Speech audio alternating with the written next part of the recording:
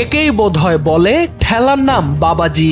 আর সেই ঠেলা খেয়ে বিশ্বকাপের সূচি পর্যন্ত নতুন করে সাজাতে হচ্ছে ক্রিকেটের সর্বোচ্চ নিয়ন্ত্রক সংস্থাকে।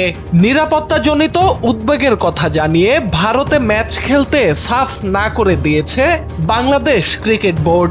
ভারত থেকে ম্যাচগুলো অন্যত্র সরিয়ে নিতে আইসিসির কাছে পাঠানো হয়েছে আনুষ্ঠানিক চিঠি।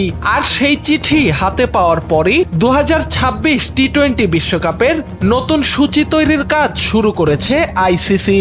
ভারতীয় সংবাদ মাধ্যম দ্য ইন্ডিয়ান এক্সপ্রেসের একটি প্রতিবেদন উদ্ধৃত করে এনডিটিভি, হিন্দুস্তান টাইমস সহ একাধিক গণমাধ্যম এই তথ্য জানিয়েছে।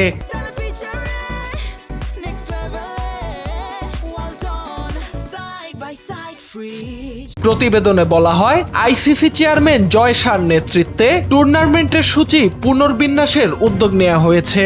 সবকিছু সূত্রপাত কলকাতা নাইট রাইডার্স থেকে মুস্তাফিজুর রহমানকে বাদ দেওয়ার ঘটনায়। আবুধাবিতে অনুষ্ঠিত নিলামে 9 কোটি 20 লাখ রুপিতে বাংলাদেশের তারকা পেসারকে দলে নেয় কেকেআর। কিন্তু চলমান রাজনৈতিক ও কূটনৈতিক উত্তেজনার প্রেক্ষাপটে বিসিসিআই এর নির্দেশে মুস্তাফিজকে স্কোয়াড থেকে ছেটে ফেলে দলটি।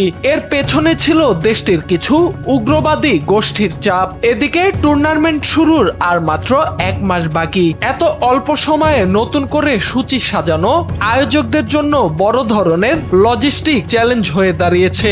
মূল সূচি অনুযায়ী গ্রুপ সি তে বাংলাদেশের 4টি ম্যাচের 3টি ম্যাচ হওয়ার কথা ছিল কলকাতায় আর একটি মুম্বাইয়ে।